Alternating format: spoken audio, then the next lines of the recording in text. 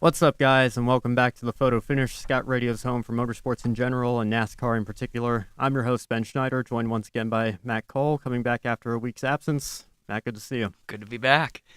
So we have some sad news to report that broke yesterday evening, actually about 24 hours ago on the dot. David Pearson, NASCAR legend, pioneer, three-time Cup Series champion, and 105-time race winner, has passed away at the age of 83. Matt, what's your reaction to that? Yeah, the silver fox. It's not easy to see, especially yesterday on an unrelated topic. Stan Lee passing away, and you have Pearson passing away, and he was great for the sport. He was a massive figurehead for the sport. Losing him is hard to swallow. It's hard to swallow, and I don't know when the funeral or the memorial services are going to be. I don't know if you know that. I don't know if FS1 or if someone's going to cover it. But my thoughts and prayers go out to the Pearson family as they go through this tough time. Yeah, the Pearson-Petty rivalry in the 70s was almost like a Yankees-Red Sox. It was that big, and they were obviously the two best drivers at the time. An interesting fact is that they've actually finished 1-2 63 times together, with one of them coming in front of the other. And another fact about Pearson is he was not really a full-time driver ever in his career. He only ran the full season, or the majority of the full season, more than 85% of the races, 4 times in his career. And he won the championship in 3 of them. And his 105 wins came in about half the starts of Richard Petty. Pearson has about 600. Petty had not quite 1,200. Petty, of course, has 200 wins to Pearson's 105. So it makes you wonder if Pearson had run more races, what would the stat sheet look like in that time period? Yeah, no, you're right. Had he run more races, personally, I think he would have surpassed Petty's wins. I mean, he was trailing 95 races. And you have to take into consideration that obviously Pearson would have more than 105, but Petty would almost certainly also have fewer than his 200. Exactly. No, I think that he definitely could have. I think he would have surpassed Petty. That's my personal opinion. That's just from what I've looked at and done research on and talked with you about. Pearson really was that dominant of a driver. So, given the opportunity to race more often, he did have the opportunity. It was just personal choice, but I think that he would have slipped by Petty. Yeah, so Petty actually released a statement last night saying, quote, "I've always been asked who my toughest competitor in my career was. The answer has always been David Pearson. David and I raced together throughout our careers and battled each other for wins, most of the time finishing first or second to each other. It wasn't a rivalry, but more mutual respect. David is a Hall of Fame driver who made me better. He pushed me just as much as I pushed him on the track. We both became better for it. We have always been close to the Pearson family because they were in the racing business just like us. We stayed close, and I enjoyed visits to see David when going through South Carolina. We will miss those trips. Our thoughts and prayers are with the entire Pearson family and friends." I know. I'm looking at that right now, and I actually pulled up. There's an article here from NASCAR, and it starts off, when David Pearson wanted to win, he won. The article goes on to talk about how Pearson was the only one who regularly got the better of Petty. So, kind of going back to the question that we were talking about earlier on, that's the proof. That's kind of where I'm coming from. Earlier I just kind of said it, but I think that's a fact. I think that's very interesting. And clearly Petty's a class act for the tweet that he sent out. Yeah. Well, while we're on the subject tonight, and we are going to have a little bit more time, Robert and Matt on the Comic Collision won't be on the air tonight, so we may go a little bit over past 8 o'clock. But Matt, since we have this opportunity here, I want to ask you, how does your NASCAR greatest of all time or GOAT list look? Because for me, I usually put Petty, Earnhardt, and Johnson as my top 3 solely on the fact that they have their 7 championships. And I feel like it's kind of a similar situation to Ayrton Senna in Formula One. Of course, his career was cut short, tragically. Mm-hmm. I'm sure he would have gone on to win a few more championships and a couple dozen more races. But the unfortunate circumstances that he didn't, so it's tough to place him because you don't really know what might have been. And I think it's the same case with David Pearson here. Yeah. Yeah, no, you're right. I don't mean to cut you off. But I would definitely say Earnhardt Sr. would be my one. I would agree with you on that. And then I would say, based on skill, I'd say Pearson Petty, based on the success of having such a strong influence on the sport and being so recognizable and notable. Then I would put Petty ahead of Pearson. Again, as far as skill goes, it would be Earnhardt Sr., Pearson, and then Petty. Yeah, well, another thing to take into consideration when you talk about guys like Jimmy Johnson or maybe Jeff Gordon, 4-time champion, third on the all-time wins list, is that they had their careers in a time where the sport was much more built on parity, and there were a lot more guys who could go out and compete for race wins. If you look at David Pearson's results from when he was in his prime, assuming he didn't have a DNF, he was basically in the top 5 every week. And, it's kind of funny for me to see fans complain about the sport today and the big three we have now with Harvick, Kyle Busch, and Martin Truex. Yeah. And everybody says, well, we want it to be like NASCAR was back in the good old days. And if you look back in the good old days, it was a big two. It was Petty, Pearson all the time. You didn't have a whole lot of parity there. No, you're right. Do those fans want to go back to having, like, 2 serious competitors? I mean, that's not what they're trying to say, but at the same time, that's what they're saying. I guess you want to have Harvick win 15 races a year and Kyle Busch win 18 and only leave 3 for the others. I guess that's because that's basically what it was back then. Yeah. Yeah, no, you're right. You're right. That's a very odd comment, I think, that because that doesn't match up. Yeah. It doesn't match up whatsoever. Well, I will say that if Jimmy gets an 8th, I feel like because I don't know, just the fact that he won 5 in a row in the modern era, and just I don't know, just the different formats that they keep tweaking the playoffs, they keep tweaking the chase. Yeah. It's kind of incredible to see the dominance that he's been able to keep going, even with all the changes NASCAR's made to try to mix things up. No, I agree with you. I think that if he does win his 8th, he'll definitely crack the not just my personal top 5, but top 5 in general of racers throughout the years in motorsports. So that would be pretty cool to witness that. And I think that he has the capability to do it, like you were talking about. There's been so many regulation changes, and yet he stays so consistent. Yeah, well, certainly our thoughts and prayers go out to the family of David Pearson, all his friends, and particularly the Wood brothers. The team that he drove for the majority of his career and won a bunch of races for. I have to say, I really hope they bring back a throwback paint scheme for Paul Menard this weekend if they have the capabilities. Like whatever scheme they have Menard's car wrapped in, I don't know. I'd like to see them do something like they did when Trevor Bayne won the 2011 Daytona 500. They had a Pearson replica scheme that they brought out, so it would be nice to see those colors again. We'll see. We'll see if that does happen, though. Absolutely. And the Wood brothers, they put out a tweet. Unbelievably sad day today after hearing of the passing of one of the absolute greatest NASCAR drivers. We wouldn't be here today without him, and we're thinking of the entire David Pearson family tonight. So that speaks volumes.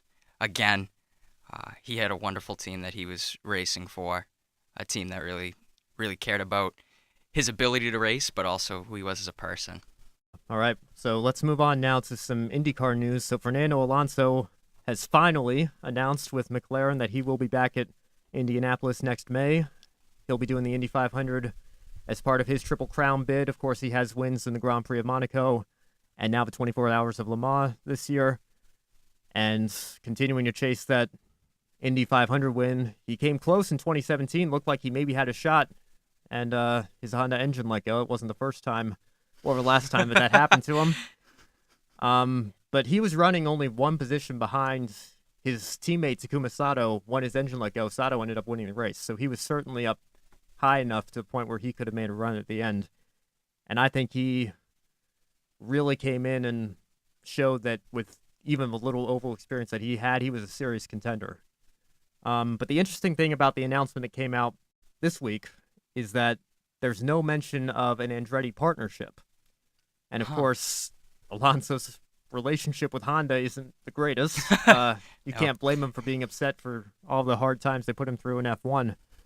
But Andretti runs Honda-powered Indy cars, and it would make it kind of awkward and difficult. Obviously, Honda, based of USA, isn't the same as Honda, based all around the world. But Michael Andretti actually sent out a tweet saying that he would be involved similar to 2017, and within minutes that tweet was deleted. So Wow. There's some interesting, and of course people grab screenshots of it. Yeah. So not really sure what to make of that, but Matt, what do you think of Alonso coming back? I think it's good. I think it's really awesome to have him come back. It's a good name to have back. He said that he's voiced his desire that he wants to win the Motorsports Triple Crown pretty consistently. As far as coming back and racing with McLaren, I think that's a decent decision to make. Yeah. This could be a solo McLaren run, which would be interesting. We knew kind of going into his first run 2 years ago that he's basically driving an Andretti car. It's got McLaren on the name. McLaren are involved. But Andretti's cars are always a threat to win in Indianapolis. If there's no Andretti name or if there's no partnership attached, and if it's just a McLaren solo effort, we may have to wait and see until they get onto the track what it looks like. And another important thing to keep in mind is that Indianapolis is really still the only major race where there are no provisionals. You take the top 33 qualifiers, no matter who they are, and they race. And we saw with James Hinchcliffe getting bumped this year, it doesn't matter what your resume is, what your name is. If you don't have a fast enough time in qualifying, you're not going to race. Yeah. So the prospect of if McLaren do this solo and they can't get up to speed, it looks like we could possibly have close to 40 cars enter the race this year with the way partnerships and deals are being announced. There's a very real possibility that several big names could get bumped. Yeah. Wow, I didn't even think about that. You're right. As far as if it is, just the solo with McLaren and Andretti isn't involved, I mean, what are the repercussions of that, do you think? Or do you think that would be a smart move to just partner solely with McLaren, have that be a kind of solo deal? Well, I think it's always better for everybody to have experience to bounce off of. So I'm not sure a McLaren entry, just McLaren, would necessarily be able to get up to speed right out of the gate. Of course, people at McLaren are smart, so we'd certainly expect them, I think, to catch on eventually, although with how they've been running in Formula One the past few years, not too sure. Then again. That's a good point. Yeah, but actually, speaking of Alonso, so Matt, you weren't here last week. I was not. The news was finally confirmed. I think we all knew it was coming. The seat swap in Bahrain on November 26th. Yes. With Jimmy Johnson. Yes. So what's your reaction to that? I assume you're excited to see what each of them can do behind the wheel of another race car. Yeah. No, I'm really excited. I'm really, really excited, and I know you brought it to my attention in class on, I think it was the last Monday. Yeah, that you had shown it to me, and I hadn't seen it before. I think it had come out just right before we met in class. It's going to be really, really interesting. I think it's going to be a great way to really see both racers' abilities, and I think that they both have the ability to race well in different cars. It's going to shake things up. It's going to be a great move business-wise, too, because you're going to have that crossover of fans. So I think it's going to be phenomenal. I think it's going to be fun to watch. I think people are going to I think other people are very interested in what's happening, and it's going to help, both areas of the sport really grow. Yeah, and Jimmy's 43. I don't think a 45-year-old F1 driver is going to get very far. No. But for Alonso, there have been some talks. He wants to try all these different racing series, as many as possible. We could see Alonso maybe in a Daytona 500 car. That would be quite a sight. Now, how old is Alonso? Is he 30? I want to say 37. Okay. Like 36, 37, somewhere in that. So certainly by Kevin Harvick's in his early 40s. He's going for a championship this weekend. He's having one of the best seasons of his career. So yeah. You can still do NASCAR competitively in your early 40s without a doubt. Absolutely.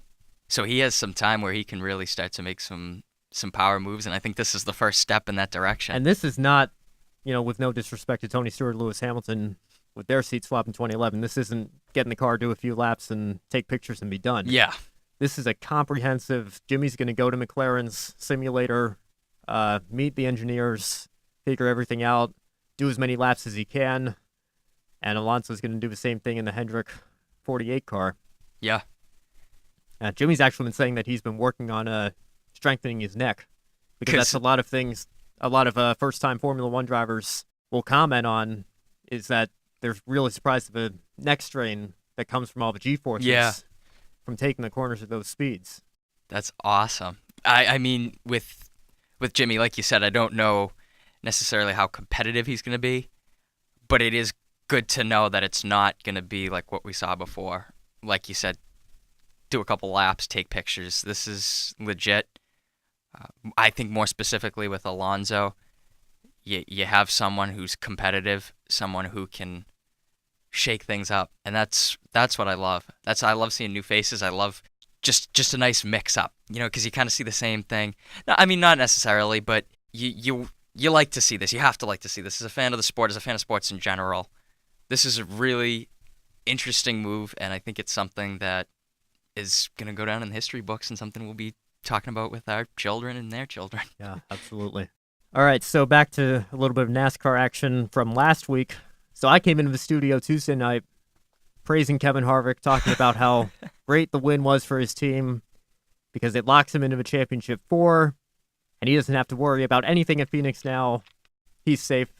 Get all the data from Phoenix and try to apply it to Homestead. Just take it easy.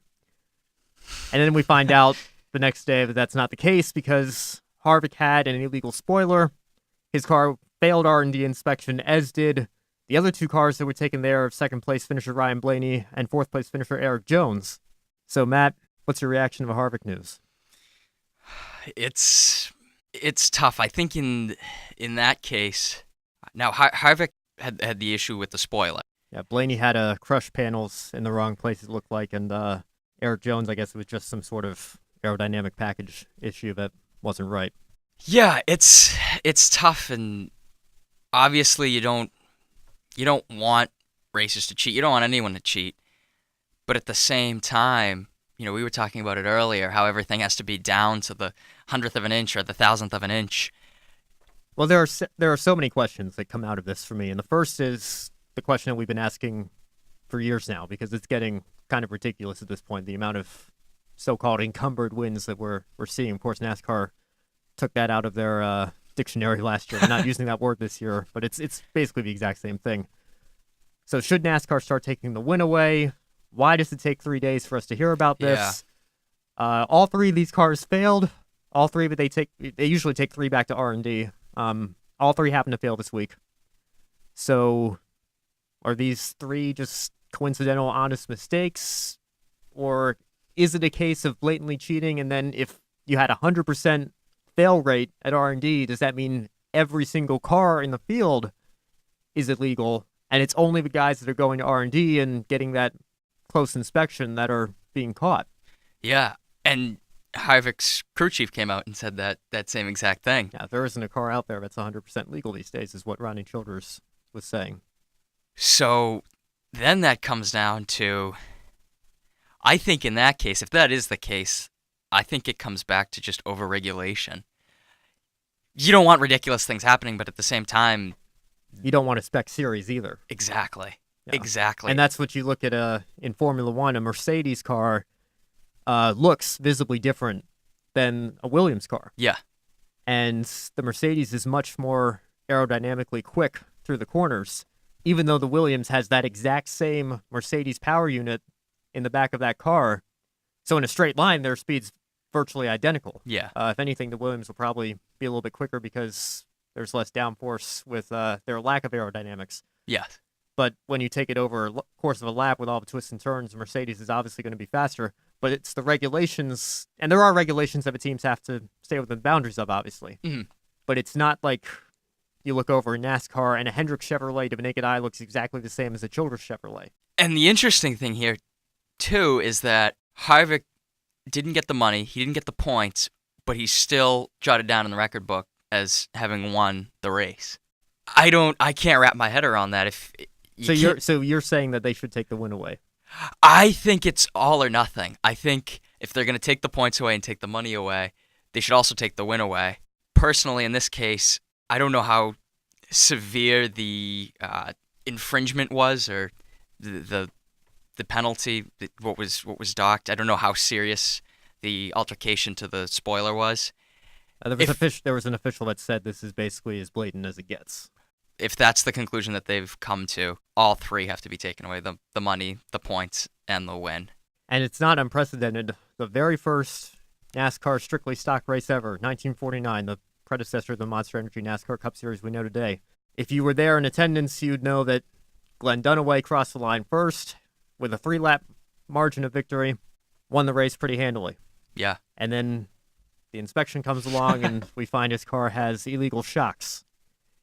And so if you look at the record books today, Jim Roper is the first ever NASCAR winner, and he only completed 197 of the 200 laps because the guy who won the race, Glenn Dunaway, was disqualified and relegated to last place. So if it happened in the very first race ever, why can't it happen today? I know. Now my question is here, if you do take the win away, you can't give it to the guy in the 2 spot. You can't give it to the guy in the 4 spot. Well, in this particular case, you can. Okay. So I don't recall off the top of my head who finished third. Would he end up? I would think. Well, Roper crossed the line second that day in 49, so I would think that you would just give it to the next legal car. Yes. Although that begs the question: do you check the car? Well, do you have to take the third place car to R&D, and then does that take 3 days in and of itself? And then we find the third place guy's illegal, and then it's 6 days later, and we're taking the 5th place car to R&D. And in 3 days, we'll know if that car is officially deemed the winner of the race. And we've already had another race at Phoenix since that race happened. So that's part of the craziness, I think, is that there are too many rules. Yeah. Because I do think some of these are honest mistakes, guys trying to get as close to the limit as possible, slightly going over, and then they're labeled as blatant cheaters. Yeah. Which isn't fair. I don't think that's fair to the racer's name, to the racer's team, to the racer's sponsors. So it's a really, really interesting ordeal we're kind of looking at here. And as far as do you take the third place? Yeah, for what it's worth, Joey Logano was third at Texas. Okay, but it's not like Penske. That's what kept Joey Logano out of the playoffs last year. Was he got the win at Richmond, but it was encumbered, so the win didn't count towards the playoffs. He didn't have enough points after that, and so ended up having to sit the playoffs out. Wow. But if you look at the stat sheet that night, it still says he won the race. Yeah. I think there's too many rules. I think there needs to be a little cut back there, a little leniency with what's going on. Like you said, you want to get as close to that margin as you can, and sometimes it just sometimes you just overstep that boundary, and it's no one's it's no one's fault really. I don't think if it's something that minor, it wasn't done intentionally. Maybe in the case of Harvick, maybe that was more intentional because of, I guess, the extremity of the altercation to the spoiler. But if it's something that's really minuscule, I don't think it's done on purpose. All right, so enough of that. We could go on and on about that. There's so much debate on what we should do with encumbered race cars these days. But moving on, Gibbs Racing this week finally announced Martin Truex Jr. Again, something else we all knew was coming. Martin Truex Jr., Bass Pro Shops, Cole Pearn, they're all moving to the 19 team in 2019. And of course, they're all out of a job because Furniture Row Racing, the team that just won the championship, the team that could win the championship again on Sunday, is shutting down, which is a whole other topic in and of itself. Yeah, we don't have time for it That's tonight, what I was thinking, yeah. So they're still with Toyota, and they're still with, obviously, a very good team. Kyle Busch is going for a championship this weekend. Yes. So they'll be contenders next year. Absolutely. But it is going to be weird not seeing Barney Visser's 78 out on track next year. I know. Yeah. It's amazing how far that team's come. I still remember the first race I ever watched was Talladega Fall 2006. Mm-hmm. And I didn't know any of the driver. I take it back. I knew Dale Jr. because he had a cameo in Cars. Okay. And that race is famous for something else involving Jr., Jimmy Johnson, Brian Vickers at the finish. We won't go into that right now. But I remember throughout the whole race, the guy in 42nd place was the exact same the whole time. And I was thinking to myself, who's this Kay Wallace guy in the 78 and why are they stuck back? Well, that Kay Wallace was Kenny Wallace. That team was Furniture Row Racing. They were a Startin Park team at that point. They had no sponsorship. Barney was putting Furniture Row on the cars, free advertising. But they slowly worked their way up. They got a win with Regan Smith in 2011. And, of course, when they got Martin Truex Jr., made the Final Four in 2015, won the championship last year, have a shot to win the championship again this year. Yeah. So it's unbelievable how far that team's come. Seriously. And it's something that I don't think we'll ever see again with this charter system and how much money it takes to fund these race cars. No, agreed. And like you said, the first win, you said came in 2011? Yes. So just over the span of 7 years, obviously how much since 2006, but even thinking, kind of smaller picture, I guess, from 2011 to 2018, just the massive jumps that they've made in where they're placing and who they're signing. Yeah, and there's a variety of reasons why the team's shutting down. Of course, there are reports that Gibbs was going to up the price of their technical alliance with the team, and 5 Hour Energy pulling their sponsorship didn't really leave an opportunity for them to make up that difference. So it was basically, if you're put in Barney's shoes, it's either go back to being an unaffiliated organization without a lot of sponsorship, put Furniture Row on the car, and go back to running 20th every week, or say, we had a lot of success, let's go out on a high and shut the team down, as unfortunate as that is. Yeah. And when you look at it that way, I think that what they're doing is the right move. Go with a bang, not a whimper kind of ordeal. It's still crazy, though. Can you imagine the NFL having an announcement? It's like, guys, the Patriots are shutting down, or the Eagles are shutting down. That's basically what's happening in NASCAR. Yeah, and that's so odd. That's so being an outsider looking in on motorsports racing and stuff. That I can't comprehend that. It's bizarre. Well, the rise of pay drivers too is another thing that speaks to the sponsorship issue. Like, Matt, I want to ask you: can you imagine? A lot of times we have these days teams coming out and saying, "Well, we hope to have so and so in the car next year, sponsorship pending." Can you imagine being here in Boston, hearing Robert Kraft come on the radio and saying, "Yeah, we hope to have Tom back throwing our footballs next year as long as he can finance half the team. But if he can't do that, we're going to have to replace him with somebody clearly not as good who can provide that financial." Like, does that sound like a legitimate sport? No, I mean, unfortunately, it doesn't. Yeah. And it's a sad reality with how much the sport's struggling these days. You need those pay drivers to come in and bring the bills, even if talent-wise they're not there. Yeah, that's a unfortunate. Yeah, unfortunate. And obviously, not all pay drivers are bad drivers. No. Heck, Martin brings up Bass Pro Yeah. himself because he's an outdoors guy. It makes sense that he'd have a connection with them. That's why he's taking them over to Gibbs. But it's just the vast majority of pay drivers are subpar. Yes. Yeah. No, and that takes away from the sport too.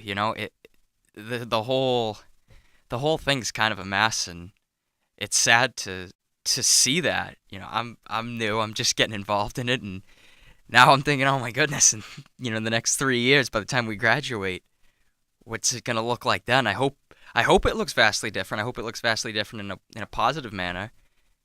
But I can't help from thinking that it may look vastly different in a negative ISM manner. Raceway just had a major renovation, that nearly $180 million renovation of their track. Wow. Totally reconfigured it, a whole new section of the infield for the fans, and they had to sell out in their races last week. So, looking at the TV ratings and everything, I'm not sure there is much room for it to get much lower. I feel like if there is a silver lining, the only way they can go from here is up. Yes. So, we'll see where the sport is in a few years, but it'll be interesting to see what unfolds. Yeah, and over the next couple still seasons. Unfortunate that this is Furniture Row's last race. I know. Coming up this weekend. Yeah. All right, so last little bit of news before we get into the Phoenix recap. I mentioned Sheldon Creed had a nice run for GMS last week, the ARCA champion. GMS just signed him to a full deal for 2019. So congrats to Sheldon Creed, well deserved. Look forward to seeing what he can do. Absolutely. I would assume it's only a 1 or 2 year deal because most deals for development drivers at that level are only for a certain period of time because you expect them, if they perform well, they move up. If they don't, they don't. Exactly. Okay. Yeah. We'll see what Sheldon Creed can do. He's got a good opportunity here. Absolutely. And I think he'll take advantage of it. All right, well, speaking of a truck race, or speaking of a truck series, rather, the truck race at Phoenix was an interesting one. Resulted in Brett Moffitt coming in, taking the lead late as he's done all season, with all of his wins coming with a lead change at the end of the race. So he stole another win, locking his spot in the championship four up at Miami. Matt Crafton and Grant Enfinger are eliminated. So Moffitt's story is really inspiring because his team wasn't even sure they were going to be able to run the full schedule. If you remember, after his second win of the year, with Moffitt being the guy who won 2 of the first 9 races, he basically came out and said, yeah, we're not sure we have the funding to go to Chicago next week. And of course, he went out, he got a sponsorship deal for that race. He's been doing a great job of putting a bunch of small deals together and went out and won Chicago. Yeah. So this team that wasn't even sure they were going to be able to run the full schedule is now going to Miami with a shot at a championship. That's pretty. So how cool of a story is that? That's typical, not typical, but that's a Cinderella story right there. That you'll love to see that. That's awesome to have that coming into the championship four here in the truck series. Yeah, it's cool to see that single truck team competing with Kyle Busch Motorsports, GMS, Thor Sport, all those top teams in the truck series. So yeah, it is Moffitt, Haley, and Sauter, the 3 race winners from the round of 6. Noah Gragson got in on points. He was the runner-up at Phoenix. So, Matt, do you have any predictions for the truck championship? We'll go through each series and ask, who's your pick to win? My pick from the truck series would be Haley. Really? I was tossing it up between Haley and Sauter. So you like the GMS guys then? I actually didn't know. I knew they were teammates. I didn't know they were together with GMS. So that's, going back to the whole Sheldon Creed ordeal. That's pretty cool. But I know Haley won 3 races this season, so not a ton. But 2 last lap wins in playoff races, the Canadian Tire Motorsport Park and Texas. Yeah, I talked about that last week. Todd Gilliland was on the unfortunate end of both of those. It looked like he was coasting home to the win, and then something took him out, and Haley was right there to capitalize. I know he's young. I know he's not, 19, doesn't have the experience. I got a kind of a gut feeling, I guess, that I think that Haley's going to be able to. He seems locked in. He's performing well during the playoffs, so he's carrying that over with him. So my prediction is Haley out of the truck series. My heart says Moffitt. My head tells me Johnny Sauter, just solely because of the experience and his consistency all year. And this format's only been in a truck series for 3 years. Of course, Sauter won the championship in 2016. He was in the Final Four last year. He's in it again this year. Yes. So as long as he has a clean race, I don't see anything stopping Johnny Sauter from winning another championship. No, I think you're right. Like you said, he's been here the last 3 years now, winning in 2016. That does go with the whole experience thing, and that's why I was tossing it up between Haley and Sauter. Is obviously Sauter is someone who knows how this works. He's someone that, it's just kind of, to him, I would imagine it's just like any other race. He doesn't feel the pressure of the fact that it is playoffs. Whether he wins or doesn't win, the fact that he's in the championship four is phenomenal. It says a lot about him as a racer. So I'm interested. I think that experience-wise, that's going to be key to how he's going to perform. Maybe I'm just a little hopeful with when it comes to Haley to see like a little bit of an upset, but either way. Well, no matter how you feel about this format, I talked about that a little bit last week as well, but it does give any one of those 4 a shot. All they have to do is go out and finish ahead of the other 3. That's it. And usually that means going out and winning the race.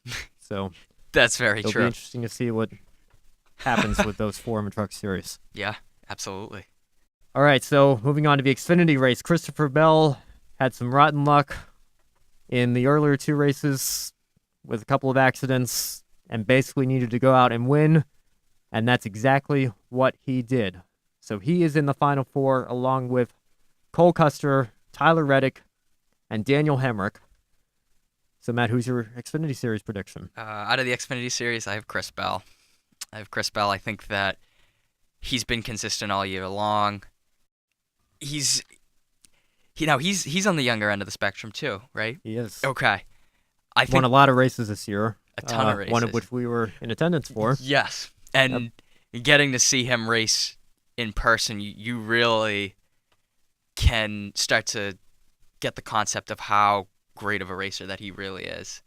And I think that, again, similar to the mindset that Sauter's going into the Truck Series championship for with, I think it's just going to be another race for him. I don't think he's spooked. I don't think he's, rattled or anything. I think that he's going in there. He's got a good mindset. He's got a lot of confidence.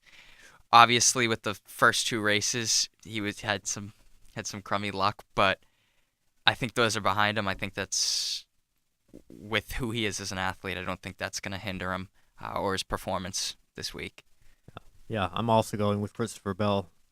I wouldn't mind seeing Daniel Hemrick win it. Mm-hmm. Because the interesting thing about Hemrick is he has still never won a NASCAR race. Doesn't have a truck win. He's been knocking on the door all year in the Xfinity Series with his RCR team, but it's never quite broken through. Wow. So can you imagine scoring your first victory and having it come at Homestead, winning the championship? That would be phenomenal. What a story that would be. We have the Moffitt story from earlier, having a team that was not sure they were going to run the full year. Wow. And apparently, Daniel Hemrick is a backflip guy. If you remember Carl Edwards, that was his signature move after he won a race. He'd do a backflip off of his car. He's retired now, so we haven't seen any backflips recently, so I'm sure the fans would get a kick out of seeing Daniel Hemrick do a backflip at Homestead. Absolutely. That'll be a way to get the crowd involved, get the crowd hyped up. That's unbelievable. Huh. Yeah. Wow, that changes my perspective a little bit on this, but I still think... Yeah, I'm with you. I think Bell is going to be unstoppable if he has a clean race. Of course, Bell was the truck champion last year, so he knows what this Final Four feels like. So I don't see anything stopping him. Neither do I. All right, so the Cup Series race. I actually want to start with something completely different. So Tanner Berryhill, who was making his debut for Obeka Racing, who themselves as a team just made their debut at Talladega a couple of weeks ago, he brought out a couple of late race cautions with some mishaps. Berryhill hasn't run a race in NASCAR since 2014 in the Xfinity Series. His one Cup attempt in 2015 was a DNQ. So, Matt, in your opinion, we always talk about, I'm always partial to the small teams and the underdogs. I want to see them have their shot, and I think the direction the sport's going kind of has shut them out a little bit. But I don't know how I feel about a small team, in particular hiring a driver who doesn't have a whole lot of experience, making his debut in the penultimate race of the season with so much on the line for all the other guys and bringing out a caution that could potentially shift the entire order of the race. It's, for me, from my perspective, it's kind of a double-edged sword. I mean, with someone who doesn't have experience, this kind of removes a lot of that pressure in the fact that, they're going to race, obviously, but I feel like there's a lot less pressure. During these races, it's a good way to get experience, but at the same time, like you said, having two late cautions there, now you're taking away from the racers who are competitive, who are trying to compete, who do have the pressure. So, for me, I don't know if I'm one way or the other. I would probably have to think about it a little more. I'm kind of weighing the options, and you have more knowledge on it than I do. So, what do you think? I think it's a risk, and my problem isn't so much with the team; it's with the driver, and that's not to disrespect Berryhill at all. But when you talk about making your Cup debut in a race like that, with everything on the line. If you're a small team, you have the funding to go for it, great. Yeah. But I would say try to hire a driver, certainly with, if not a resume, at least experience. Yes. Who at least knows what these cars feel like and is more likely to keep things out of trouble. That's a good point. Well, the biggest other late race caution basically took out Denny Hamlin, Chase Elliott, and Kurt Busch. A lot of fans thinking Hamlin was at fault. Others thought it was just a racing incident. But that pretty much meant Harvick was safe to make the Final Four unless Eric Almirola won the race. So there was some talk about on the late race restart if Kyle Busch should actually let Almirola win the race, because based on how performance has been all year, you would think Harvick would probably be more of a championship favorite than Almirola. Mm-hmm. So do you let Almirola win and knock Harvick out so that you have less competition at Homestead, or you're Kyle Busch, you're a racer, you want the win, you don't care, you just go for it? I think you got to just go for it. I agree 100% with you. Yeah. And I think if that's the sentiment from 99.9% of the fans, the media, other drivers, everybody. Absolutely. You don't want things to be staged. No offense to, WWE and such, but Or Formula One. or Formula One. But you're a fan of this. It's a sport, and you're a fan of the sport because you want to see competition. You want to see people who are willing to go whatever lengths they need to in order to win or to place well. It's a sport. It's competitive. So the idea of this, I guess, gentlemanly courtesy or whatever you want to call it, that's not real. That's an illusion. So I think that Kyle Busch, if he's gonna go for the win, he's gonna go for the win. It's weird that we're talking about this. Well, we're talking about Kyle Busch too. Exactly. I mean, it's of all the drivers to talk about, I don't think Kyle Busch would pull over for anybody. No. Let alone somebody who's on a teammate who we'd basically be giving a ticket to the championship for. So. Exactly. So no, I agree with what Busch did there. So he did go on to win the race. So it is him, Harvick, and Truex, who were all in the championship for last year. They're all back, and it's not Brad Keselowski, it's his teammate Joey Logano, who missed the playoffs entirely last year, and because of that bump and run move on Truex in Martinsville, he has a shot at his first championship. Yeah. I think, as far as my prediction going into this, I'm going to say I think Kyle Busch is going to win. He's going to emerge the victor. I'm going to say, as far as those top four go, I'll say it'll go Busch, Truex, Logano, Harvick. That's my... I know that's a little more in depth. I would switch Harvick and Truex. Okay. And the reason is Kyle Busch, every year that he's made the Final Four with Kevin Harvick, he's always finished ahead of him. Mm-hmm. So Harvick won the title in 2014. Busch wasn't in the Final Four that year. Busch won it in 15. Harvick finished second, and Harvick missed it in 16. Busch made it in 17, finished runner-up to Truex, and Harvick was behind them even. So when it's Busch and Harvick in the championship four, they're always up front, but Busch has gotten the better edge both times. Yes. So I'm going with Busch. I think Harvick will bounce back from this penalty, even though he'll have Tony Gibson calling the shots instead of Rodney Childers this week. Yeah. Although we did just get confirmation today that if the 4-car wins the championship, they'll bring Childers out of his timeout or whatever. I don't know what they'll have him doing. He won't be on the pit box, obviously, but he will be allowed to go on stage and celebrate with the team, which I think is the right move. I think so too. I think he's been a part of a team the majority of the season. Yeah, you should let him and be a part of a celebration. Yeah, and with what happened, it's at an unfortunate time. So I agree. I think that he should be able to go out there and celebrate with the rest of the team. Yep. And then I have Logano in third, and it would be great to see Furniture Row go out with a championship, but I just think if you look at their performance ever since they announced the shutdown, having that, gloomy cloud over their heads, as unfortunate as it is, they haven't won in a mile and a half since Kentucky over the summer. Wow. In fact, they might not have won period since then. Of course, they looked like they were going to win at Martinsville, and then that last lap happened, but it did. I just don't see them finding the speed this weekend. Again, my heart says Truex because of what a great story it would be, but I've got to go with Kyle Busch. Yeah.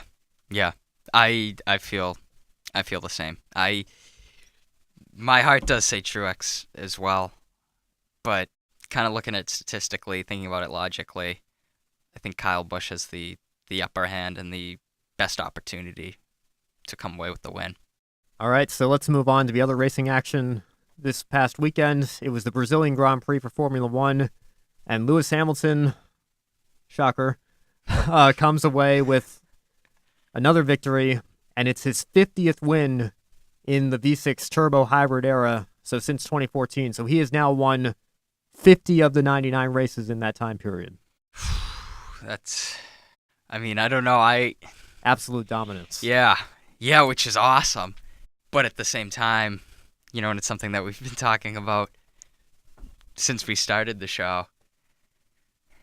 That's 50 out of 99. That's more than half the races. So his win percentage is over 500, which I think. What do you think of how many of those races were won by Nico Rosberg from 2014 to 2016 when Mercedes were truly dominant?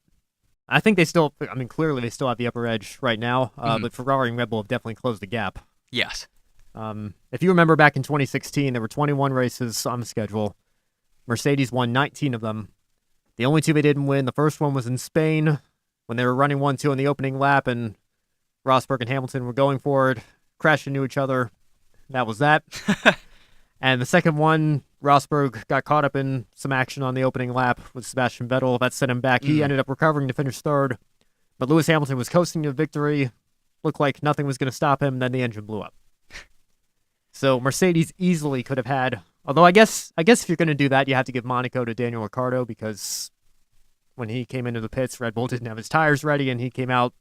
That delayed his pit stop, obviously. He came out just behind Lewis. Lewis ended up winning that race. But yes. I think Ricciardo, with the Red Bull aerodynamics, had the better car that day. Absolutely.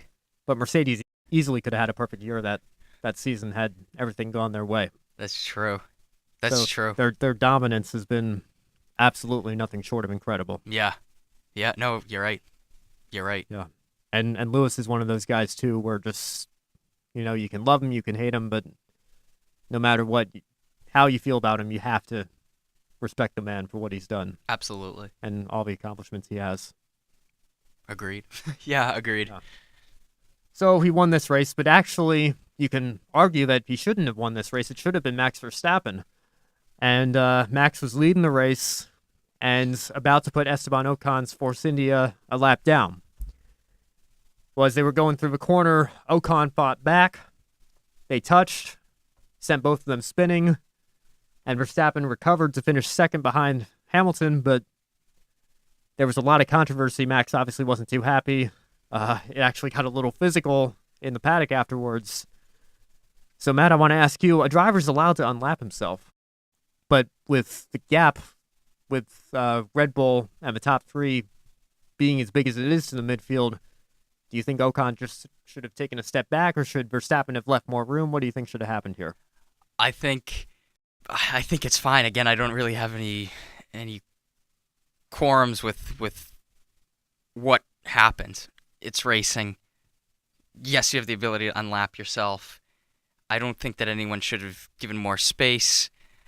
That's just, especially when it comes to Esteban Ocon and Max Verstappen, that's not going to happen. Like, logically, the way those guys are, that's not what's going to occur. Yeah. And what we should note, too, that the Force India has a Mercedes power unit, which is faster in a straight line than Red Bull's Renault power unit. Yes. So Ocon actually did have an advantage down the straight. It's just obviously when you take a whole lap, the Red Bull's much stronger.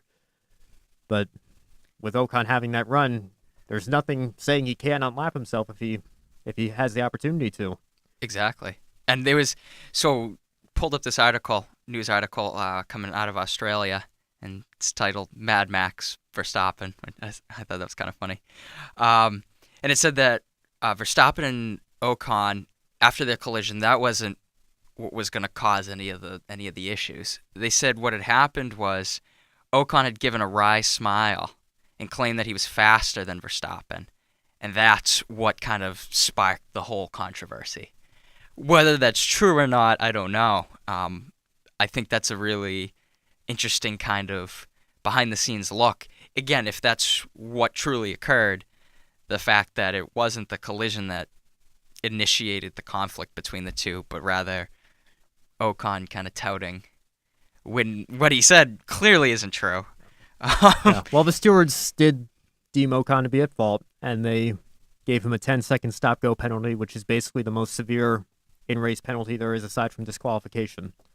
But I personally think that was a little harsh. You could make the argument Verstappen definitely could have left more room. Mm-hmm. And that was the argument that Lewis Hamilton made, and Ocon's almost like a teammate to Hamilton in some ways because he is a Mercedes junior driver. Ocon is. So you can't blame Lewis for coming out and defending Esteban. But Lewis basically told Max as they were cooling down, you've got a lot more to lose than he does. He's fighting for, pride and crumbs at the bottom of the midfield. Whereas you're fighting for a win. So maybe you have to be smarter and give him a little bit more room in that situation. Minimize your risks. Yeah, I can see where you're coming from with that. Yeah, that's a good point, actually. That's a very good point. All right, so I think that's going to wrap it up for this week's edition of the Photo Finish. And next week, we'll recap Homestead, Miami, and the Championship 4 and break everything down for you. That race will be this Sunday on NBC, and if you want an alternative, NBCSN is actually going to do a Hot Pass broadcast that they've been doing each of the last 3 years, ever since they regained the television rights. And that'll focus on radio and have the cameras constantly on all 4 championship contenders. So Lee Diffie, who's my favorite play-by-play guy in all of sports, I think he does a fantastic job every time he's on the call, will be doing that alongside Dale Jarrett. Wow. So you have 2 options. NBCSN is going to simulcast with NBC this weekend for the race. That's phenomenal.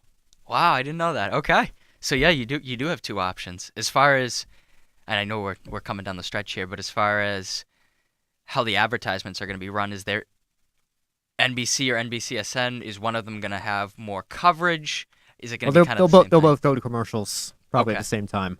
Okay. But it's just when you're watching the Hot Pass, you know what you're going to get. It's going to be radio and everything on the main championship 4. So if Kyle Busch is your favorite driver, I'd recommend watching Hot Pass if you can, because you're always going to have an eye on him and see what he's doing, whereas NBC has 39. I think the entry list is a little short this week, but they've got a whole field to cover. So, yes. Just like any other race. But if you want Hot Pass to see where your driver's running, if your driver's in a championship fight, that's definitely the way to go, I think. All right, well, thank you guys for listening. For Matt Cole, I'm Ben Schneider, and we'll see you next week to break down Homestead.